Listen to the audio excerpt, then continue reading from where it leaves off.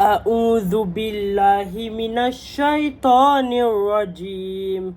يا أيها الذين آمنوا استعينوا بالصبر والصلاة إن الله مع الصابرين ولا تكونوا لمن يقتل في سبيل الله أموات بل أحياء ولكن لا تشعرون ولنبلونكم بشيء من خوف والجوع ونقص من الأموال وأنفس والثمرات وبشر الصابرين الذين إذا أصابتهم مصيبة قالوا إنا لله وإنا إليه راجعون أولئك عليهم صلوات من ربهم ورحمة وأولئك هم المهتدون.